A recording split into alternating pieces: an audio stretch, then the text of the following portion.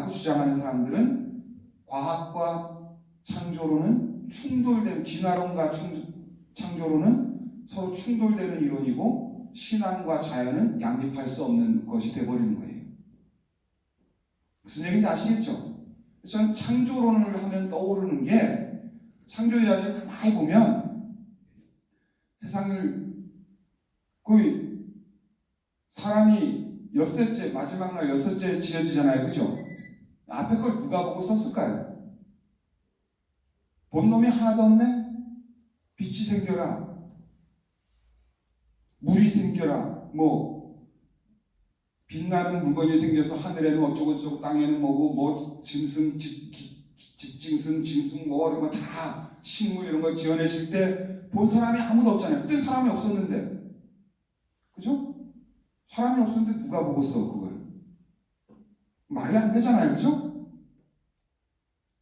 그러니까 아까 얘기한 대로 바빌론이라는 데 끌려가가지고 그걸 고민한 사람들이, 당시 사람들이, 그 사람들이 깨달은 신앙의 진리는 우리 존재의 근원에 하느님이 계시는구나. 그걸 잃어버릴 순간 우리는 티끌과 같이 아무것도 아닌 존재가 되어버리는구나. 이렇게 깨달은 진리를 후손들에게 지어내서 이야기를 해줄 때 그 신앙의 진리를 이야기해주는 방식으로 그 당시 사람들이 가지고 있는 세계관 하나에서 존재하는 것들에 대한 이야기를 그렇게 들려주었다 하는 거예요. 그래서 그 사람들이 생각해낼 수 있는 모든 것, 빛, 태양, 달, 세상에 존재하는 어떤 식물, 동물, 그 모든 것을 이야기하면서 하느님이 생겨라 하니까 생겨났다 하는 이야기를 하는 거고, 그리고 그 중에 거기 보면 창세기 창조 이야기에 하느님 보심이 좋았다 이 얘기가 나오잖아요. 그죠? 지어내신 거 하느님이 지어내시고 보심이 참 좋았다 하는 이야기가 4번이나 나와요. 4번이나. 그래서 천주교 신자들이 보신탕을 좋아하는 것 같아요. 보심이 좋았다. 지금은 다른 시대지만 안 좋아하는 사람들도 있겠지만, 옛날에 천주교 박해 시대에 단백질 보충할 수 있는 게 그거밖에 없어가지고 이제 그랬다라는 설이 있고, 그래서 그 보심이 좋았다. 하느님이 세상 창조하는 힘든 일을 하시고 힘이 드셨으니까 그때 이제 좀 허해지시면 보신탕을 드셨나 보다 하면서 농담하는데, 하느님께서 보심이 좋았다라고 얘기를 하고, 사람은 엿새째 마지막에 창조하셨는데 우리 모습을 닮은 사람을 만들자 하셨고, 다른 것들과 다른 존재로 사람을 지어내셨다는 거예요. 그런 걸 종합하면 창세기의 창조 이야기가 우리에게 전해주는 바는, 하느님이 첫째 날, 둘째 날, 셋째 날, 다섯째 날, 여섯째 날 이렇게 했다는 것, 그것이 아니라 그 이야기를 통해서 모든 것의 근원에 하느님이 계신다. 그리고 하느님이 지어내신 세상은 원래 좋은 세상이었다. 그걸 인간에게 책임있게 맡기셨다. 그러니까 세상을, 하느님 보시기에 좋은 세상을 좋은 세상으로 갖고 갈 책임 있는 존재로 사람이 선택됐고, 사람이 그 일을 해낼 수 있는, 그래서 사람에게는 세상을 파괴시킬 수 있는 힘도 있고 세상을 지켜낼 수 있는 힘도 있는데, 어느 쪽으로 선택할지가 우리의 책임 문제로 늘 맡겨져 있는 것이다 하는 거예요. 하느님 보시기 좋았다라는 이야기, 그런 이야기들이고, 저는 창세기를 보면서 그런 신앙의 내용을 듣는데, 어떤 사람은 그걸 6,000년의 세상 역사에 대한 비밀 정보, 암호 이런 걸로 생각해가지고, 왜냐하면 시편에 보면 하느님께는 하루가 1000년 같고 1000년이 하루와 같나이다. 하느님께는 1000년이 하루 같고 라는 말이 나와요. 창세기 시편에. 그걸 가지고 하느님께는 하루가 1000년이니까 그걸 대입을 시켜 거기다가, 그러면 세상 역사는 6000년이죠?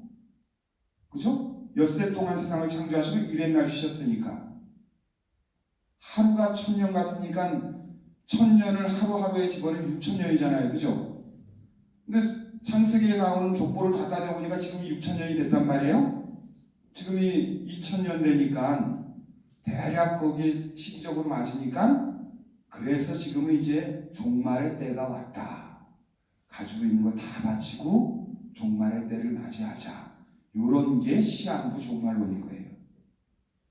글자 그대로 성경을 해석해서 자기들 편한 대로 성경이 세상 기원과 세상 미래에 대한 암묵적인 정보를 갖다가 던져주는 것처럼 얘기하는 그런 게 시한부 종말론이라는 이름으로 세상 사람들을 현혹시키는 것들이라고 말할 수 있다는 거예요. 그래서 구약 신약 얘기에다가 나머지 문제다 해요. 구약의 약은 그래서 계약할 때 약속할 때의 약자라는 거예요. 구약은 옛날 오래된 계약이고 신약은 새로운 계약이라는 뜻이겠죠. 그렇게 되면 그래서 구약 성경은 하느님이 이스라엘 백성과 맺었던 계약을 다루는 내용으로 쭉 이루어지고 있다고 그 계약의 실현 과정들 하느님이 카인과 처음에 계약을 맺으시고 그 다음에 카인이 그러니까 낙원에서 쫓겨난 이야기가 나오잖아요. 그렇죠? 쫓겨난 뒤에 카인이 어떻게 하냐고 저기 나가면 사람들이 다 죽이려고 그랬는데 어쩌고 저쩌고 이제 막 그래요. 그것도 사실은 창세기 창조 이야기대로 말이 안 되는 거예요. 그렇죠? 왜냐하면 사람은 아담과 하와와 아들 카인과 아벨이 있었는데 카인이 아벨을 죽였잖아요. 그리고 야곱 밖으로 쫓겨나가잖아요. 그죠? 근데 카인이 저 민족들이 날 죽이려고 그랬는데 어떻게 하냐고 그거 있으면 안 되잖아요. 그죠? 그런 식으로 생각하면 하느님이 모든 것에 뒤에 계시는 분이시고 존재의 근원이신 분이라는 믿음은 얻을 수 있지만 창세기에서 그런 식으로 세상 기원에 대한 세상 미래에 대한 지식을 얻는 것은 잘못된 것이다. 그 얘기예요. 그런데 그 카인에게 걱정하지 말라고 뭐 너를 이렇게 7갑절로 갚아주고 뭐 어쩌고 저쩌고 나오고 그 다음에 노아와 또 계약을 맺으시죠. 세상이 타락할 때로 타락해가지고 물로서 세상을 휩쓸었을 때 이야기가 나오면서 노아와 또 계약을 맺으시고 그 다음에 아브라함과의 또 계약을 맺으시죠. 너 이스라엘 너희 자손들을 하늘의 별수만큼 바닷가의 모래알만큼 많게 해주겠다. 그리고 나서 나중에 모세 에집트 탈출할 때 모세와 또 계약을 맺으셔요. 하느님과 이스라엘 백성의 계약이 점차 점진적으로 내가 너희 백성들을 족각구리도 흐르는 땅으로 인도하고 너희가 내 백성이 되면 내가 너희 하느님이 되어주리라 하고 모세랑 계약을 맺으시고 그 점진적으로 그 옛 계약들이 완성되어가는 과정을 다루고 있는 게 구약 성경이고 그럴 때 하느님에게서 벗어났을 때 예언자들이 하느님의 뜻을 찾아라 하느님을 잊어버리지 말아라 외치는 이야기들이 예언서들이고 그런 식으로 역사의 단계에 따라서 필요에 따라서 각각의 성경의 책들이 그 시대의 필요에 의해서 생겨났고 그걸 신약시대 직전에 이스라엘의 신학자들이 한 섬에 모여가지고 이거는 진짜 하느님에 대한 이야기가 담긴 책이야. 이거는 뻥이야. 이건 가짜야. 너무 뻥이 심해. 이런 걸 정리해서 46권의 정경을 확정 짓게 돼요.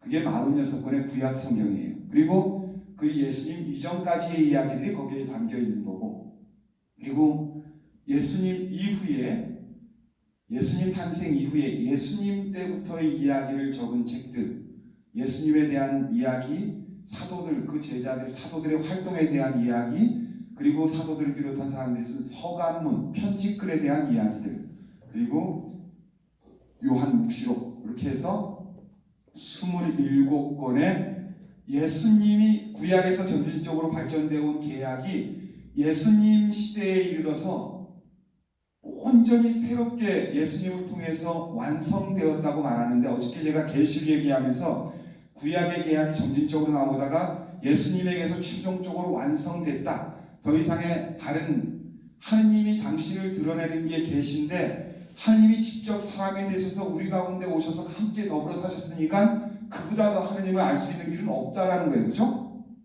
그게 그러니까 예수님이 계시의 완성이라는 거예요. 그 예수님에 대한 이야기, 예수님을 통해서 이루어진 하느님이 인류를 구원하신 역사에 대한 이야기, 그때까지는 이스라엘의 구원이었다면 예수님을 통해서 온 인류로 확장된 하느님과 인간의 이야기가 신약 성경에 담겨 있는 것이다 라고 말하시는 거예요. 그게 27권이다 라는 거예요. 나머지는 이제 쉬워요.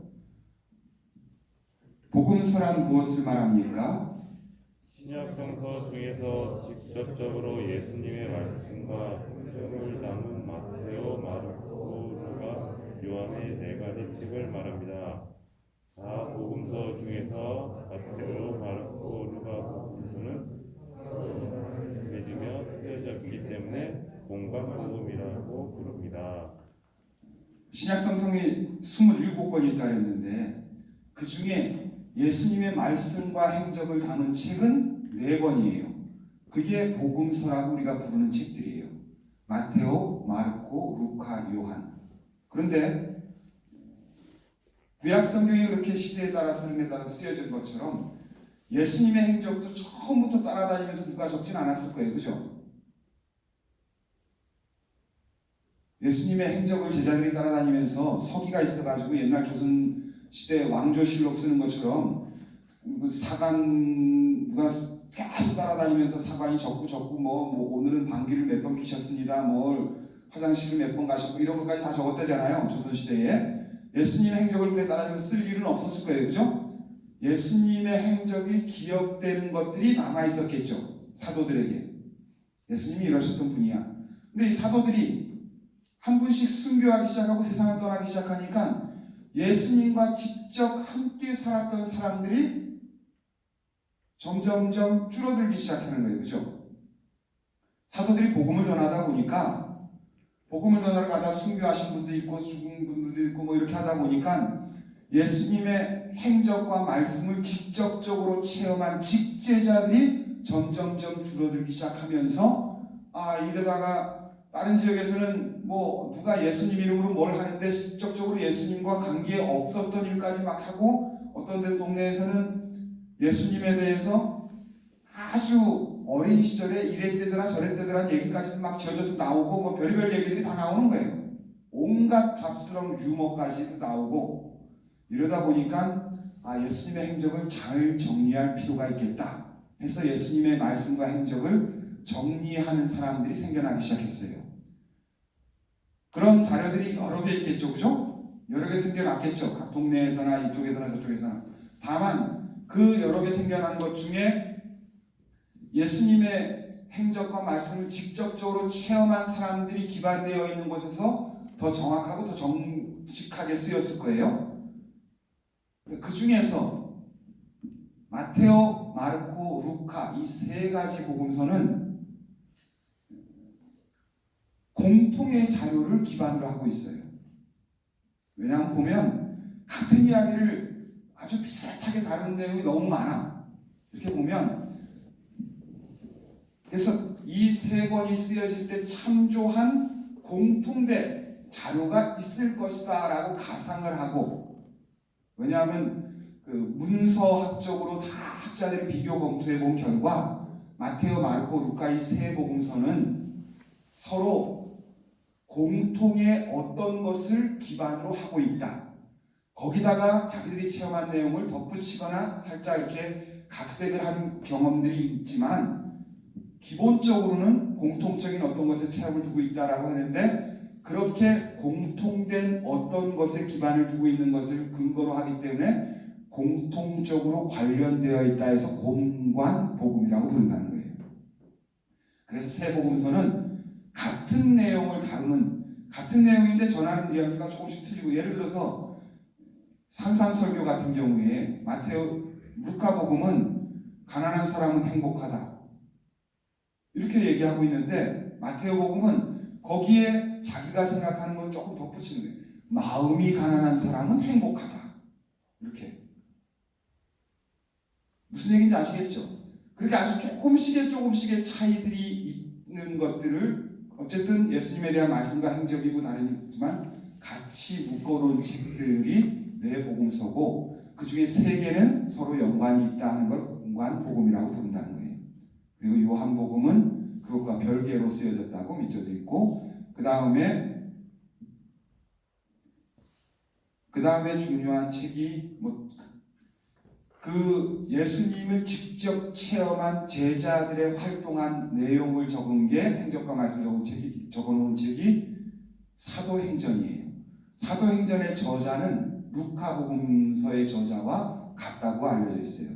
실제로 성경을 보면 사도행전과 루카복음에 존경하는 테오필로스님 하면서 같은 사람에게 내가 처음부터 경험한 그분 예수님에 대한 이야기를 당신께 정리해서 적어드리는 게 순서라고 생각해서 이 글을 씁니다 하고 루카복음서의 서문에 써놨는데, 사도행전 서문에는 존경하는 테오필로스님 예전에 첫 번째 책에서 그런 내용을 정리했고 이제 사도들의 행적에 대한 이야기를 여기에 적습니다. 두 번째 책에서 이렇게 하고 있어서 사도행전의 저자가 루카복음서의 저자가 동일하다. 이렇게 그 사람은 루카는 바오로 사도의 선교 활동 때 같이 동행했던, 실제로 그 이름이 사도행전에 보면 등장하고 그래서 그 사람이다 하는 이야기로 정설로 되어 있고, 마테오, 마르코 이렇게 쭉 있고 요한복음사가가 요한묵시록을 썼다 하고 이제 정설로 되어 있는데, 그래서 신약 성경 27권의 구성은 일단은 4권의 복음서 그리고 사도행전 그리고 서간문이란 무엇을 말합니까? 신약 성서의 한 부분으로 예수님의 집제자인 사도들이 지방교회 신자들에게 보낸 편지들을 말한다. 사도 바오로의 이름으로 된 14편에 비롯하여 모두 21편의 서간문이 있습니다. 주일이나 대축일의 말씀의 전례에서 보통 제2독서로 서간문을 읽게 됩니다. 예. 지금 성경을 제가 6권 얘기했죠.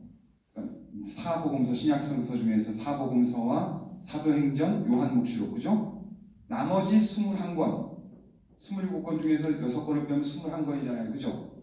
나머지 21권이 편지글로 돼 있다 하는 거예요. 21권의 책이. 그것들은 어떤 내용의 편지글들이냐 하면, 사도들이 예수님이 승천하실 때 너희는 세상 끝까지 가서, 다음 주 정교주일의 복음이겠지만 세상 끝까지 가서 아버지와 아들과 성령의 이름으로 세례를 베풀고, 여기서 삼일체 나오는 거 아니에요, 그죠? 아버지와 아들과 성령의 이름으로 세례를 베풀고 내가 너에게 명한 모든 것을 가르쳐 전하여라.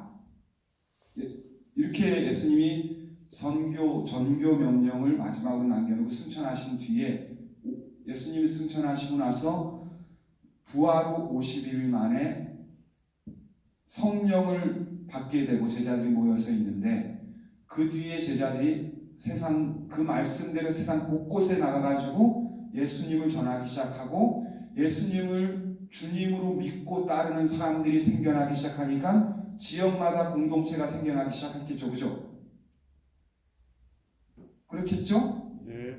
제자들이 무십동에 와가지고 예수님을 선교를 했어요.